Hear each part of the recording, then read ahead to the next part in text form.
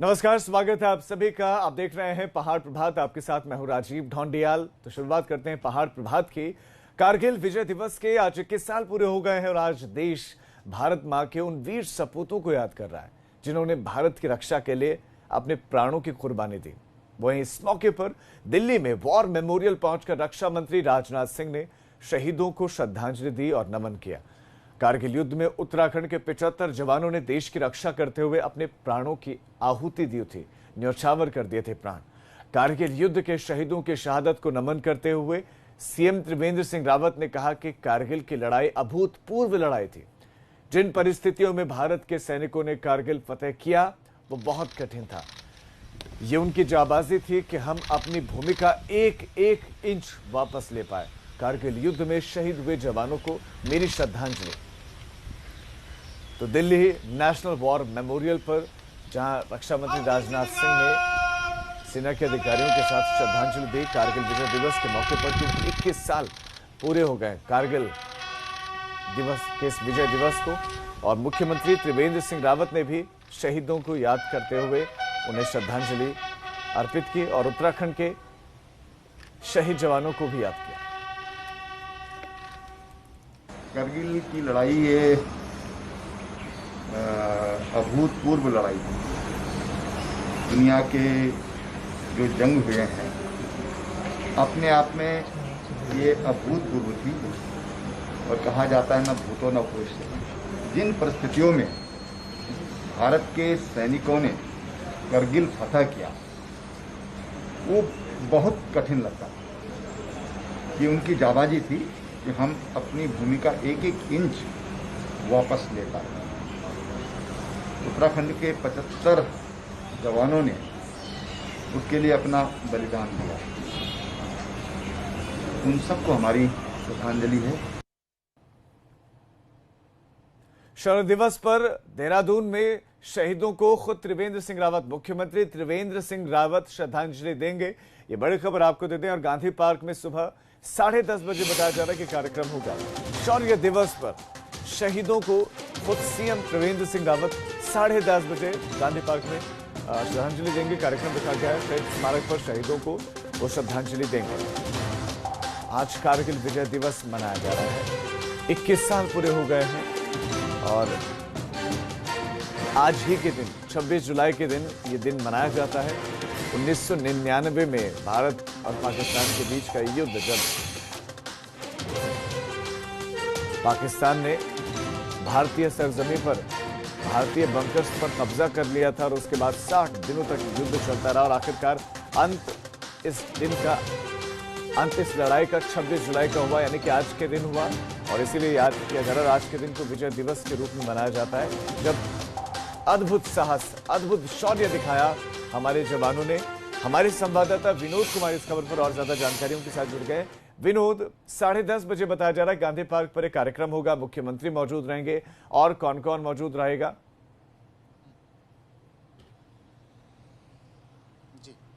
देखिए राजीव, जिस तरह से करीब 60% इस प्रदेश को सैनिक प्रदेश माना जाता है और यही वजह है कि तमाम जितने भी अब तक युद्ध रहे हों, तमाम सेना से संबंधित कितने भी विषय हो, उसमें हर समय हर पल उत्तराखंड के सैनिक हर बढ़ चढ़ कर हिस्सा लेते हैं। आज 21 साल पूरे हो गए हैं कारगिल दिवस को। प्रदेश में तमाम ऐसे कार्यक्रम होते हैं जिस पर उन शहीदों को याद किया जाता है, जो अपने देश के लिए, अपने तिरंगे के लिए जो शहीद हो गए हैं, देश के लिए शहीद हो गए हैं।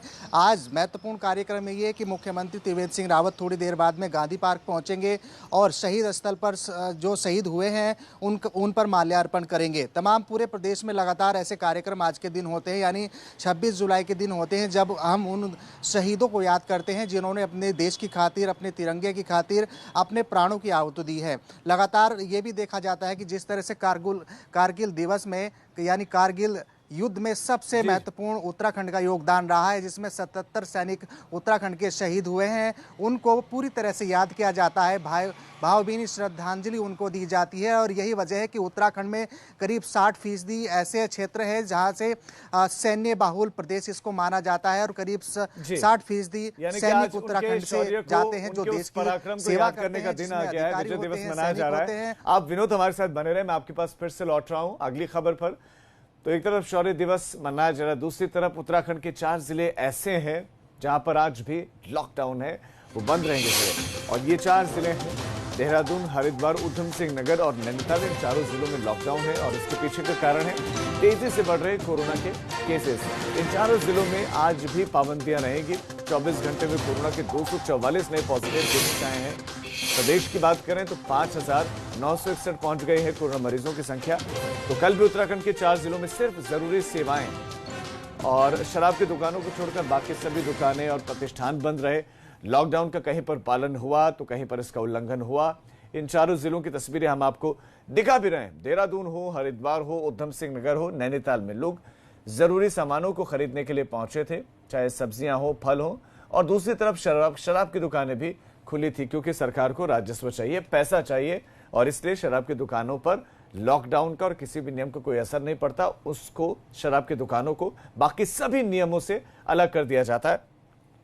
विनोद का रुख कर लेते हैं, हमारे साथ हमारे सहयोगी जुड़े हुए हैं। विनोद, सबसे पहले तो देहरादून के बारे में आप बताइए कि लॉकडाउन का पालन कितना करवा रहा है प्रशासन, और लोग कितने मान रहे हैं, लोग कितना खुद से पालन कर रहे हैं, और स्थितियां क्या है देहरादून में? क्या कंट्रोल्ड स्थितियां हुई हैं इस लॉकडाउन की वजह से, क्योंकि लगातार दूसरे हफ्ते ही जारी है?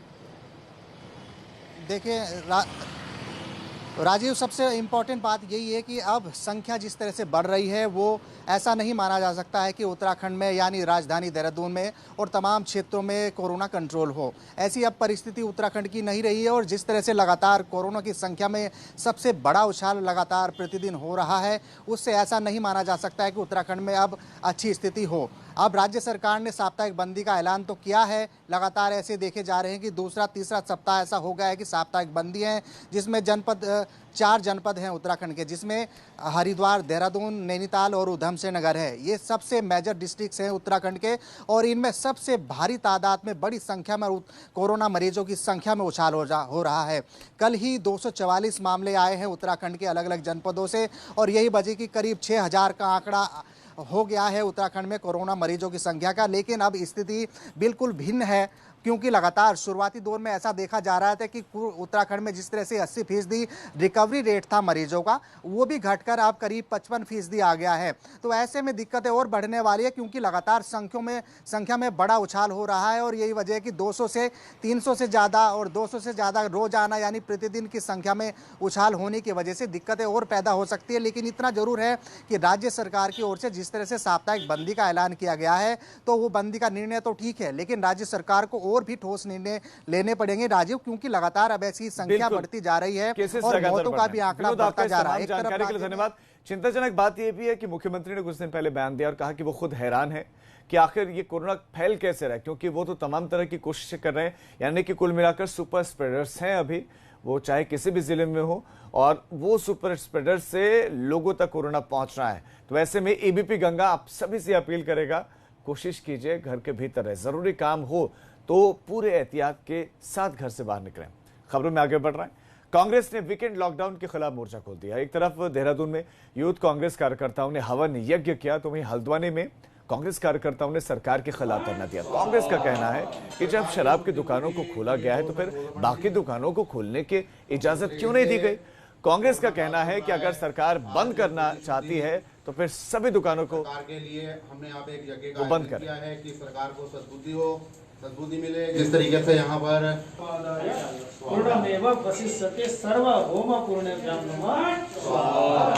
सरकार की शुद्धि बुद्धि के लिए 2 शब्द बोलो पंडित जी। सीएम त्रिवेंद्र सिंह रावत ने कोविड-19 और डेंगू की रोकथाम को लेकर अधिकारियों के साथ वीडियो कॉन्फ्रेंसिंग के जरिए बात की, और इस दौरान सभी जिलों के डीएम, शासन स्तर के उच्च अधिकारी समेत स्वास्थ्य विभाग के तमाम अधिकारी मौजूद रहे। मुख्यमंत्री के निर्देश है कि कोविड की टेस्टिंग और तेजी से बढ़ाई जाए, साथ ही कोविड अस्पतालों में हर एक बेड के साथ ऑक्सीजन सिलेंडर की व्यवस्था की जाए। इसके साथ ही सरकार के ये भी निर्देश हैं कि औद्योगिक संस्थानों में मानकों को पूरा किया जाए।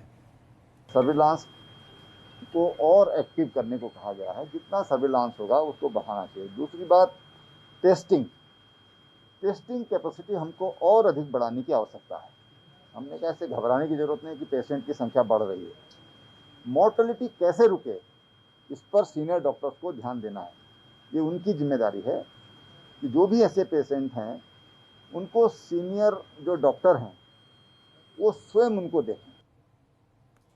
तो कांग्रेस ने प्रदेश सरकार की कोविड-19 को लेकर की गई सारी तैयारियों पर सवाल उठाए। कांग्रेस का कहना है कि प्रदेश में मानकों के मुताबिक नर्सेज नहीं है। हमारी ये मांग है सरकार से कि तत्काल बिना देरी किए आप स्थायी नियुक्तियों के लिए, चाहे नर्सेस की हो, चाहे लैब टेक्नीशियंस की हो, चाहे वार्ड बॉयज की हो, इनकी जो स्थायी नियुक्ति होनी है आप स्थायी नियुक्ति करिए। आप रामनगर की कोसी नदी में 2 स्थानों पर 5 लोग फंस गए। अचानक कोसी नदी का जलस्तर बढ़ गया और जलस्तर बढ़ने की वजह से 5 लोग भी इसमें फंस गए। पंपापुरी के खटाड़ी में 3 लोग मछली पकड़ने के लिए गए हुए थे। अचानक कोसी नदी का जलस्तर बढ़ गया और वो लोग बीच में फंस गए। पुलिस और फायर ब्रिगेड की टीम ने इनकी तलाश शुरू की और दूसरी तरफ पोछड़ी में भी 2 लोग कोसी का जलस्तर बढ़ने की वजह से फंस गए। उन्हें पुलिस ने और स्थानीय लोगों ने काफी मशक्कत के बाद बाहर निकाला।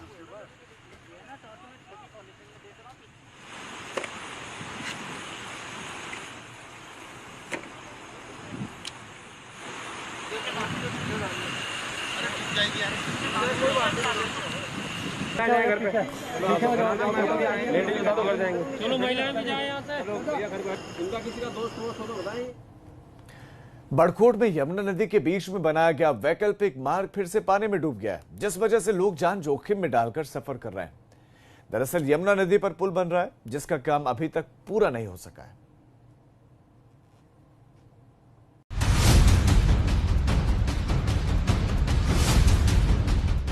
नदी के बीच से वाहन लेकर गुजरने की ये कोशिश जानलेवा हो सकती है। बरसात में यमुना नदी का जलस्तर इतना बढ़ गया है कि नदी के बीच बनाया गया वैकल्पिक मार्ग पानी में डूब गया है। दिल में दहशत पैदा करने वाली ये तस्वीरें बड़कोट की हैं, जहां यमुना नदी पर पुल नहीं होने से परेशानी है। और अब जो स्थिति है वो ये है कि यदि पानी ये और ज़्यादा बढ़ जाता है तो यहाँ के जो लोग हैं उनका आना जाने में जो परेशानी हो जाएगी और उनका जो है खाने पीने के लिए जो उनको जो वैसी लॉकडाउन की स्थिति चल रही है ये समस्या जो पैदा हो जाएगी। आवाजाही के लिए यमुना नदी के बीच ह्यूम पाइप डालकर रास्ता बनाया गया था, मगर यमुना का जलस्तर बढ़ने से मार्ग पर पानी आ गया है, जिस वजह से मार्ग पानी में डूब गया है। ऐसे में लोग जान जोखिम में डालकर सफर कर रहे हैं। जी कितना पानी आ रहा है, हमें ऐसे आना पड़ रहा है पानी में को। 1 हफ्ता हो गया यही वैसे ही हो रहा है, ये पानी आता है ज़्यादा, मजबूर हो रहे हैं हम, ऊपर से सामान लाने के लिए भी मजबूर हो रहे हैं। इस तस्वीर में देखिए, रास्ते पर कई फीट पानी बह रहा है और उसके बीच से कुछ लोग गुजर रहे हैं। ऐसे में सवाल यह है कि अगर नदी का जलस्तर अचानक बढ़ गया तो इनकी जान पर बन सकती है।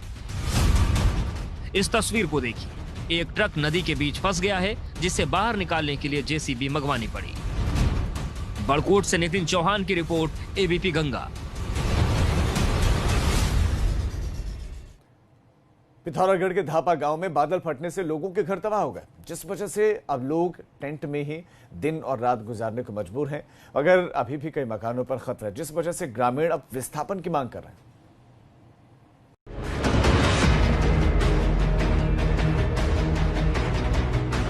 टेंट में दिन गुजारने को मजबूर लोग। गांव में दरार पड़ने से ग्रामीणों में दहशत। पिथौरागढ़ के धापा गांव में लोग कुदरत का कहर झेल रहे हैं। बताया जा रहा है कि गांव के आसपास पहाड़ी में दरारें पड़ रही हैं, जिससे लोग घरों को खाली कर टेंट में रहने को मजबूर हैं। कपड़े वपड़े लेके आए, बच्चे को लेके आए इधर को, और थोड़ा राशन लेके आया। फिर दूसरे दिन थोड़ा रुका मौसम, फिर राशन लेके आया, फिर खाना खाया दूसरे दिन। अगले दिन मतलब 21 तारीख के दिन भूखा था। उसके बाद यहाँ ना लाइट है, ना पानी का व्यवस्था है। सरकार द्वारा अभी तक कुछ नहीं मिला है, ना कुछ कोई आए रखे हैं, ना कुछ आ रखे हैं, ना पटवारी आ रखा है, ना कुछ आ रखा है। ग्रामीणों की माने तो 21 जुलाई की सुबह तक सब कुछ ठीक था, मगर शाम होते होते हालात बिगड़ गए। बादल फटने से ऐसी तबाही मची कि कई मकान धराशायी हो गए। एहतियात के तौर पर गांव के 47 परिवारों को शिफ्ट कर दिया गया है। ये परिवार अब टेंट में रहने को मजबूर हैं।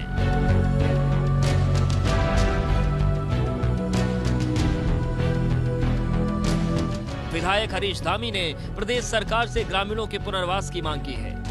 पूरा गांव जो है भू संकलन से बिल्कुल एकदम मौत के जगह मुंह में यहाँ के लोग बसे हुए हैं।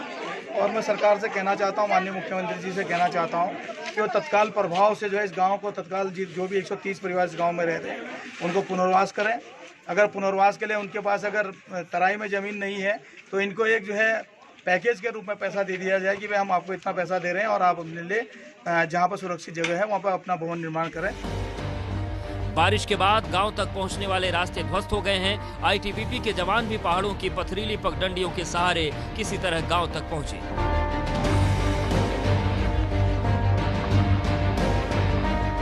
गांव में जिस तरह के हालात हैं, उसके बाद ग्रामीणों में दहशत इस बात को लेकर है कि कहीं गांव के बचे हुए बाकी घर भी जमींदोज न हो जाएं।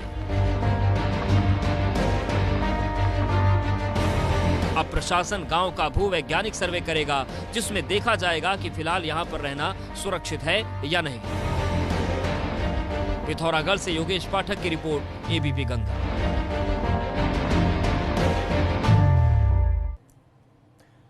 बद्रीनाथ से आगे निजमुला घाटी के लोगों के लिए एक बहुत राहत भरी और अच्छी खबर है। इस इलाके में अब मोबाइल टावर लग गया है, जिस वजह से लोगों के सामने मोबाइल नेटवर्क की जो परेशानी थी वो अब नहीं होगी। ये सब उत्तराखंड के राज्यसभा सांसद अनिल बलूनी की कोशिशों से मुमकिन हो पाया। इस मौके पर अनिल बलूनी ने खुद लाइव रहकर निजमुला घाटी के लोगों से बात की। बताया जा रहा है कि यहाँ पर पहली बार मोबाइल टावर लगा है। लोग लंबे समय से मोबाइल टावर की कनेक्टिविटी की समस्या से परेशान थे। पिछले दिनों बलूनी के प्रयासों से ही रामनगर में धनगढ़ी नाले के ऊपर पुल बनाने को मंजूरी मिली थी और अब उन्होंने निजमुला घाटी के लोगों को मोबाइल कनेक्टिविटी का ये तोहफा ऐसे वक्त में दिया है।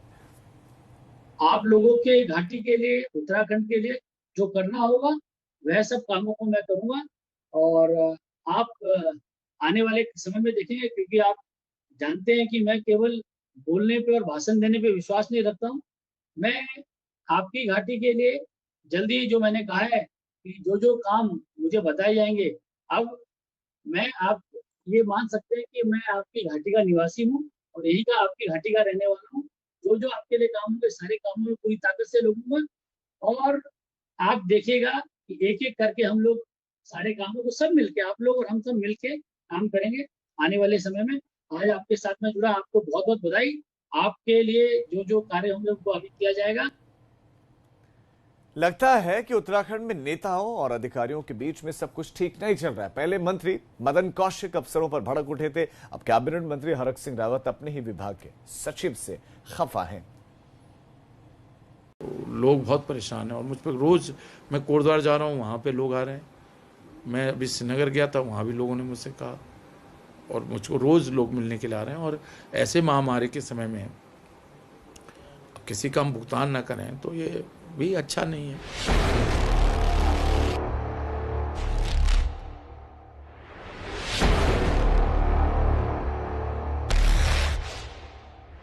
कैबिनेट मंत्री हरक सिंह रावत की ये नाराजगी अपने ही विभाग स्किल डेवलपमेंट के सचिव रंजीत सिन्हा को लेकर है। एबीपी गंगा से खास बातचीत में हरक सिंह रावत ने रंजीत सिन्हा के खिलाफ खुलकर नाराजगी जाहिर की।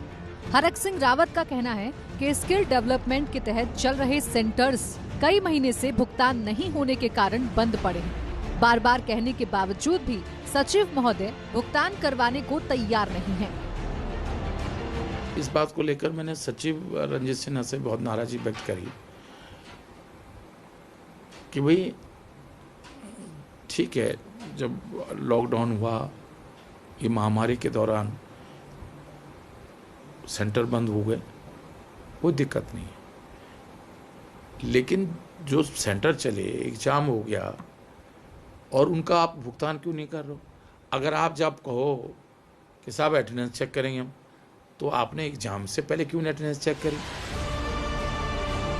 हरक सिंह रावत के पास कौशल विकास मंत्रालय की जिम्मेदारी है। कौशल विकास के सचिव रंजीत सिन्हा हैं। कौशल विभाग के तहत प्रदेश भर में युवाओं को हुनरमंद बनाने के लिए ट्रेनिंग दी जा रही है, लेकिन पिछले कई महीने से इन सेंटर्स को पैसा नहीं भेजा गया है, जिससे कितने ही सेंटर बंद होने की कगार पर हैं, जबकि कई आर्थिक मंदी की मार झेल रहे हैं। हरक सिंह रावत इसके लिए रंजीत सिन्हा को ही जिम्मेदार बता रहे हैं। सिन्हा जी कहना यह है कि भारत सरकार से पैसा कमाया, 2 करोड़ रुपया आया, तो मैं इस बात पे नाराजगी व्यक्त की है कि भाई जिन लोगों ने सेंटर चलाया है, अब वो सब लोग मुझ पर रोज़ आ रहे हैं, रोज़ मुझसे कह रहे हैं साहब अब बेचारों ने पैसा भी खर्च किया, टीचर्स को सैलरी भी दी होगी, स्टाफ को सैलरी दी होगी, बिल्डिंग का रेंट होगा, इक्विपमेंट खरीदे होंगे, तो एक दिक्कत है सबके सामने। और मैंने इस बात को लेकर बड़ी नाराज़गी व्यक्त करी कि भाई ऐसे कैसे हम हाथ पे हाथ रख के बैठ सकते हैं। हरक सिंह रावत की ही तरह से कुछ रोज पहले शहरी विकास मंत्री मदन कौशिक अफसरों पर नाराजगी जाहिर कर चुके हैं।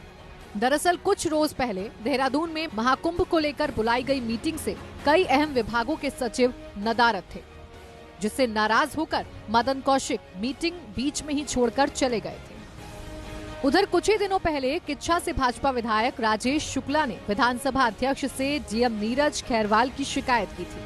उन्होंने विधानसभा अध्यक्ष को पत्र भेजकर विशेषाधिकार हनन का नोटिस जारी करने की मांग की थी। ये ऐसे कई मामले हैं जिसे लेकर इन दिनों उत्तराखंड में चर्चा इस बात की हो रही है कि क्या अफसर जनप्रतिनिधियों और मंत्रियों की बात नहीं सुनते हैं। ये मसला कितना गंभीर है इसका अंदाजा आप इस बात से लगा सकते हैं कि खुद सीएम त्रिवेंद्र अफसरों को नसीहत दे चुके हैं। देहरादून से विनोद कुमार की रिपोर्ट, एबीपी गंगा। अब एक छोटे से ब्रेक के लिए हम रुक रहे हैं, फौरन लौट रहे हैं। आप देखते रहिए पहाड़ प्रभात।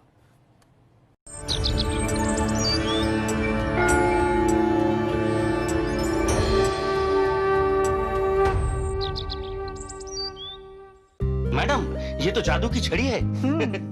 इसलिए अपने फैब्रिकेटर को बोलिए कि ग्रिल बनाए तो सिर्फ एसआरएमबी रियल एज स्टील से।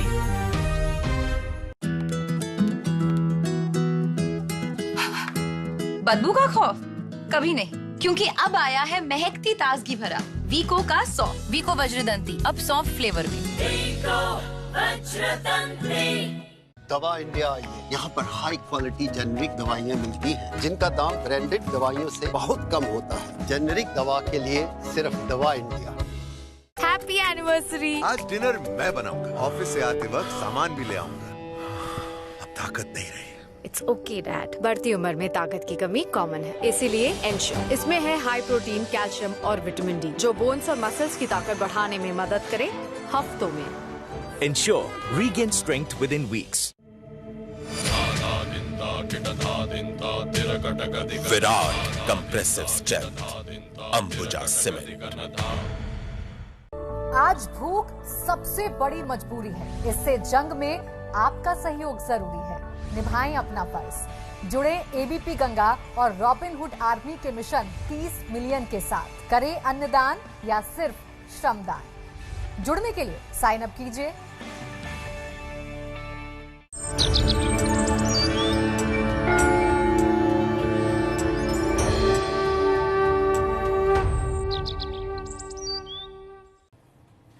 ब्रेक के बाद आप सभी का स्वागत है। गढ़वाल से सांसद तीरथ सिंह रावत श्रीनगर के दौरे पर रहे। इस दौरान तीरथ सिंह रावत ने कार्यकर्ताओं के साथ बैठक की, जिसमें केंद्र सरकार की योजनाओं को लोगों तक पहुंचाने के निर्देश दिए।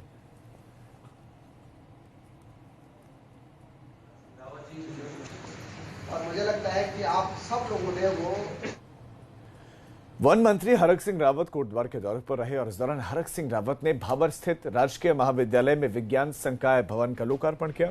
इस दौरान उच्च शिक्षा राज्य मंत्री धन सिंह रावत भी मौजूद रहे। हरक सिंह रावत ने कहा कि महाविद्यालय में इतिहास, भूगोल, गृह विज्ञान के तीनों विषय शुरू किए जाएंगे।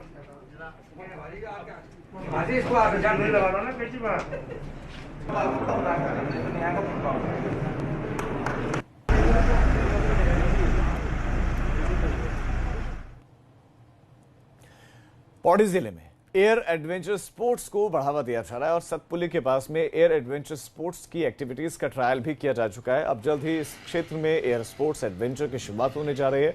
आने वाले दिनों में सैलानी यहां पर एयर एडवेंचर स्पोर्ट्स का आनंद ले सकेंगे।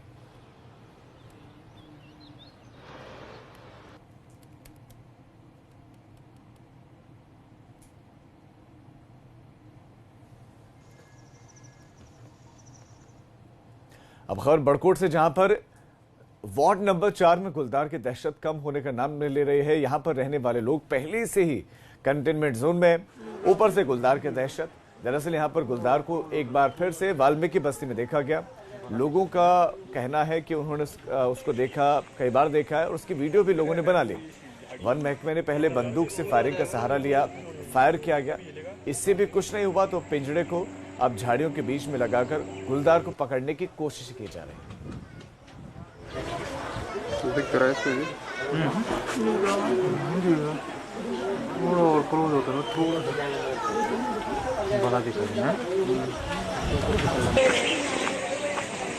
मेरा है तो ये झाड़ियों में उधर जाएगा ना, तो हल्का भी हिलेगा।